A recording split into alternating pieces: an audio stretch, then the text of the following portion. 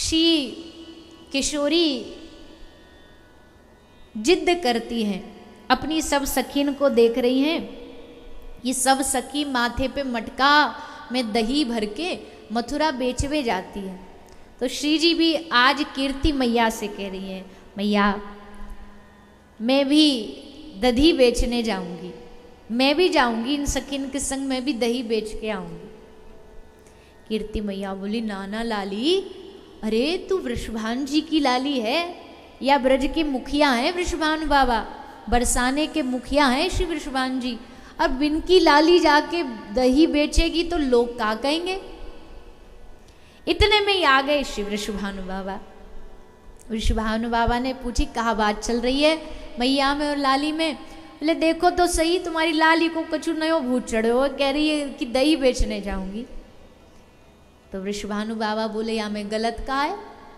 अरे बढ़िया बात है, दही बेचने जानो चाह रही तो भेज दे, पर अरे कैसी बात कर रहे हो आप, ये ब्रज के राजा की बेटी और दही बेचेगी तो लोग क्या कहेंगे। वृषभान जी बोले, तो और अच्छी बात है, सब लोगों में कितनो बढ़िया संदेश जाएगा कि भैया राजा की कन्या, राजा की बेटी, और देखो कितनी विनम्र है कि जाके दही बेच रही है सखीन के संग, तो ये तो और भी सुंदर बात है।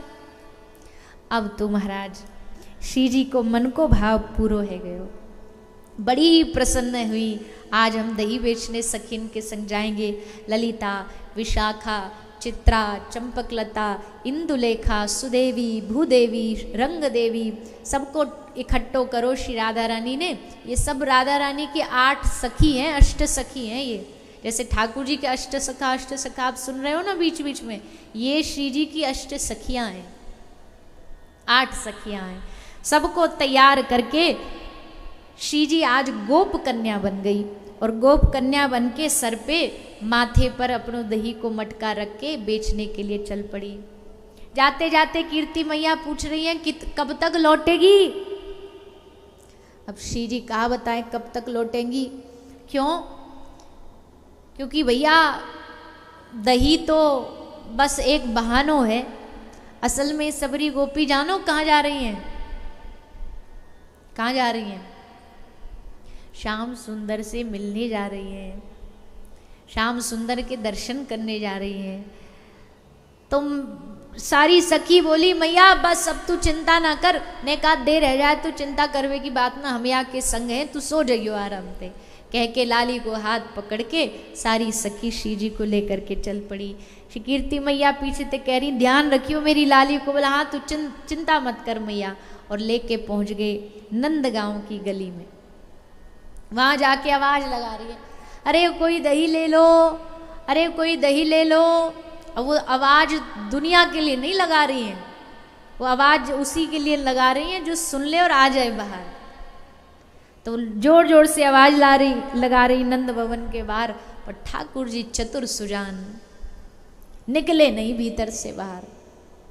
खूब सखीन ने गलो फाड़ फाड़ के दही ले लो, दही ले लो, और ठाकुर जी नहीं आए बाहर। गोपी बोली छोड़ो या को, चलो हम वृंदावन बेचेंगी जा करके, या ना लेनी तो मत ले, हम वृंदावन जाएंगे।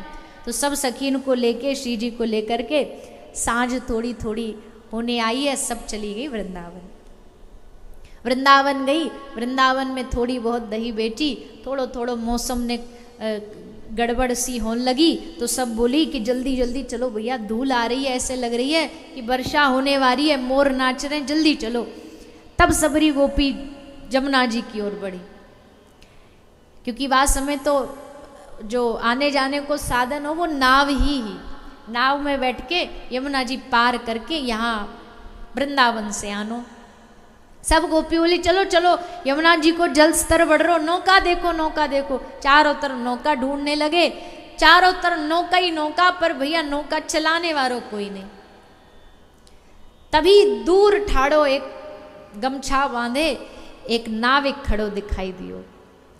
सब सखी बोली अरे भैया केवट यहाँ। अब केवट बड़ी मस्ती में चलतो चलतो भयो सखीन के पास पहुंचो। केवट को भी घमंड हो कि या तट पे एक ही केवट है, हमारे बगैर ये जाएंगी तो जाएंगी कहाँ। तो बड़े घमंड में केवट महाराज एकदम चोड़ते चोड़ते आ गए।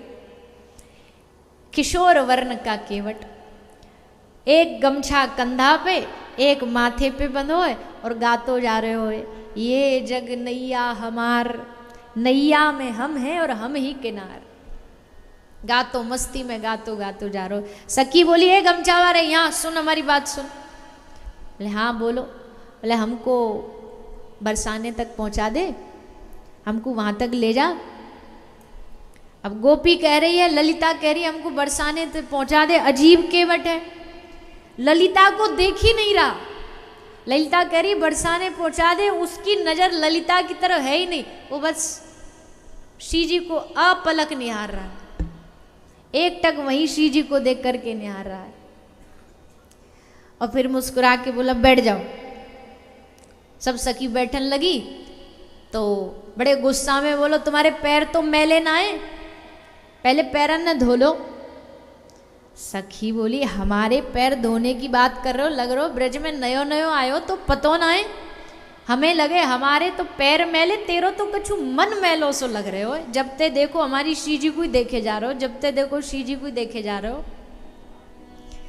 अरे ना सखी कैसी बात कर रही है, अरे हमारी नैया में जो बैठ जाए ना, वो समझो बस गांव पार ना करे, वाको तो भवसागर ही पार है जाए। सखी बोली, बड़ो चतुर है तू बात बनाने में, चल अब नाव चला, जितनी तेरी जबान चल रही है अब चप्पू चला। तो सबरी सखी ने पकड़ो वा केवट को बिठायो और बीच मझधार में लेकर केवट लेके जा रहे हो, और बीच मझधार में लेके झट नाव रोक दी और नाव रोक के खड़े हो गए। सखी बोली, कहाँ भयो? बोले मोह को बड़ी भूख लग रही है। तो बोली, आप बीच में तो को भूख लग रही, या तो वा पार ले जाए या पार ले जाए, बीच में कहा कर। बोले ना, पहले हम तो खाएंगे, पेट पूजा करेंगे, तब चलेंगे यहाँ से आगे। निकारो सबकी मटकीन में कहा का है। अब सबरी गोपी, अब नैया तो पार करनी, नाव तो पार करनी, लो भैया लो महाराज जी। अब लई सबने तोड़ो तोड़ो माखन दियो, दही दही। ठाकुर जी ने दही खाई और दही खा के कहा बोले, अब मोकू आ रही है नींद, मैं रहूं सो। सखी बोली, मरवावे गो हमको, बीच रास्ता में लाके पहले तो भूख लगी, तेने पेट भर ली, और अब कह रहा हूं मैं सो रहा हूं।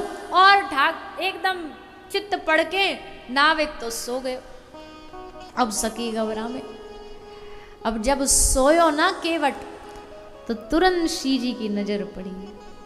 कहा, सोते सोते वाको पीताम्बरी नेक्सी सी हटी और देखी तो फेंट में बांसुरी लगी हुई है। बांसुरी देखते ही तुरंत श्री जी समझ गई कि ये केवट नहीं है, ये तो हमारे श्याम सुंदर लीला करने आए हैं। सब सखी हंस पड़ी, अरे ये तो श्याम सुंदर आ गए, तो श्याम सुंदर आ गए। और तब श्याम सुंदर सब गोपीन को संग नाव में बिठा के खूब लीला करते हुए उनको बरसाने वापस लेकर के आए। बरसाने छोड़ के श्री जी को उतार के तब वापस नंदगांव गए। सो महाराज, ऐसी कभी दही के बहाने, कभी माखन के बहाने, कभी निकुंज लीला हो तो उसमें और भाव होते हैं, उस बहाने श्री ठाकुर जी और श्री जी आपस में मिलन करती। आज भी ब्रज में बहुत सारे स्थान हैं अलग अलग, जो भगवान के मिलन के स्थान हैं, गुप्त स्थान, जहाँ भगवान मिलते थे सखियों से, गोपियों से।